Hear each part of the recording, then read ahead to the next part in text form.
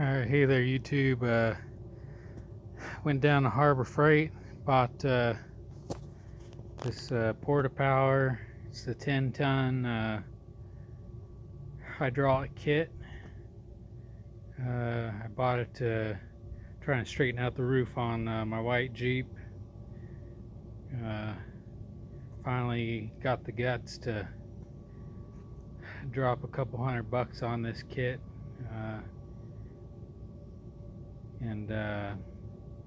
So I could try to use it.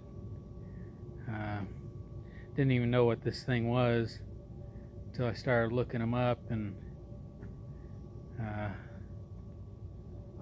got it all figured out, I guess. Watched some videos on YouTube of some guys popping out a roof on a Volkswagen Beetle and then straightening out a frame and a couple other things on there.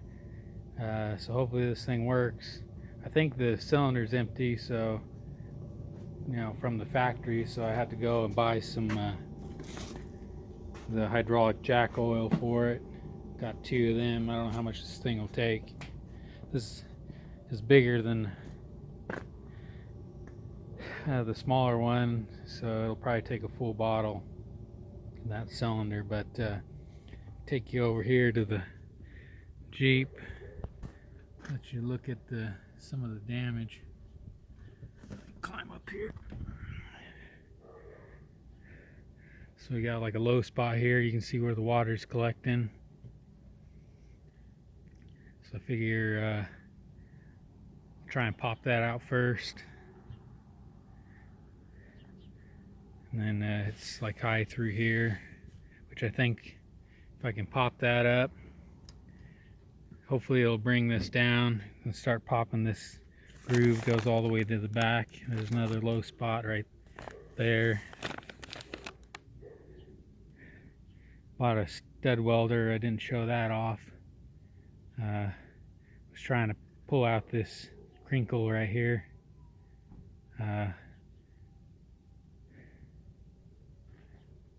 Another low spot.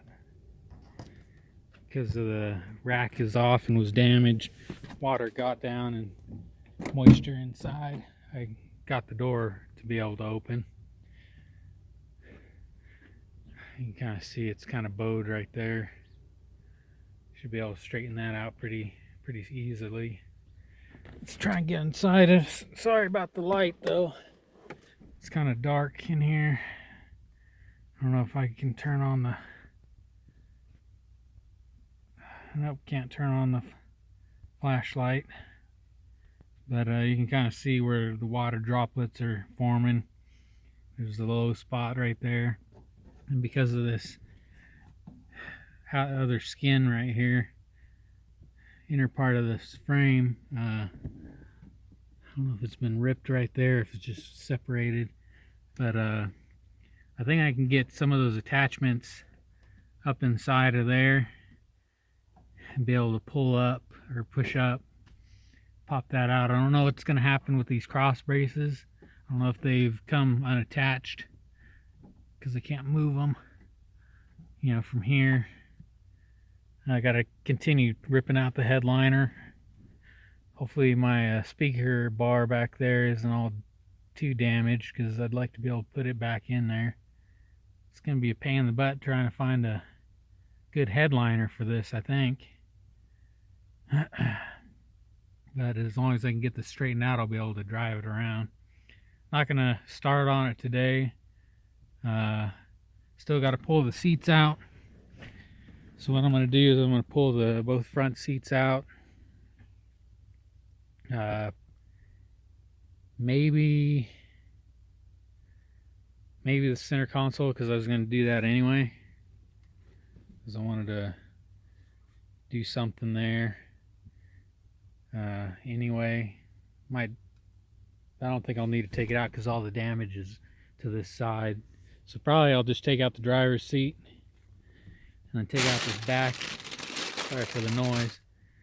When it rolled, everything went everywhere. Take out the back seat, the back part of it, and then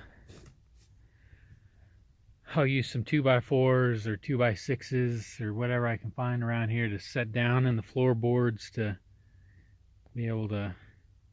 Oh, that's great. Just got water on my screen dripping down on me. I'll lay them down so then they kind of offer some support on the floor as I'm jacking this thing up. Hopefully it'll stretch all out and I can get it straightened out as best I can, and you know, get a new back hatch. And hopefully that'll cause you can kind of see where it's all pushed in. Hopefully it'll be able to push all this out as I'm pushing that up. But you can see where I was testing it out, that stud finder, or stud welder, I mean, where it ripped a hole because I don't know if I had it clean enough or if I left it on too long. This is, I don't know if this is 16 gauge or what. It's pretty thick stuff, so it's going to be heck trying to get all that straightened out. Yeah, and I won't be able to get up under that part of the skin, so that stud welder will have to come in handy. Clothes is pretty solid. As far as I can tell, the front fenders and everything, they're straight. Just the roof got jacked up, and I think that might have been from the just rolling, hitting pretty hard. There's some damage here, but who cares? Yeah, that adds character there. But here's that stud welder, Harbor Freight special. $100 for that, for the whole kit.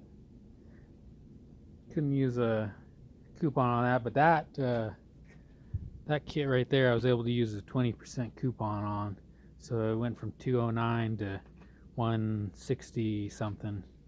So not too bad, not too upset, just cost money. Here's the little studs I'm using. Decided to go with these, the thicker ones. It comes with like 200 pieces, but I want to use the thicker ones because that, from what I hear, the got my wood here for burning. I need to find a better place for it. This slide hammer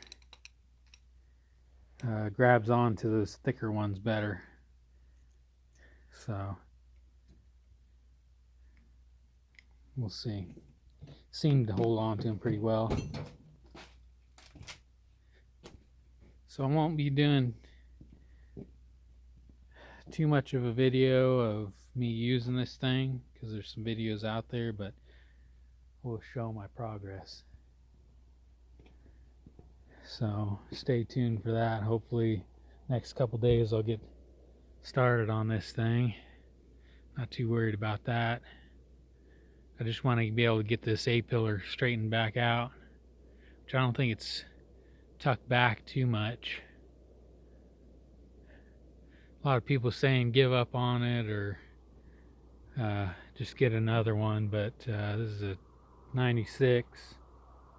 Last year this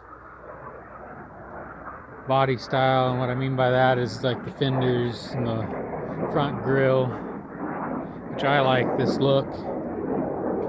Sorry about the planes.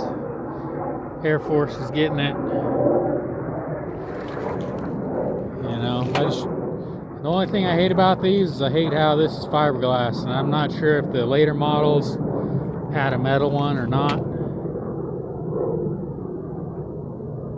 But all the glass is good.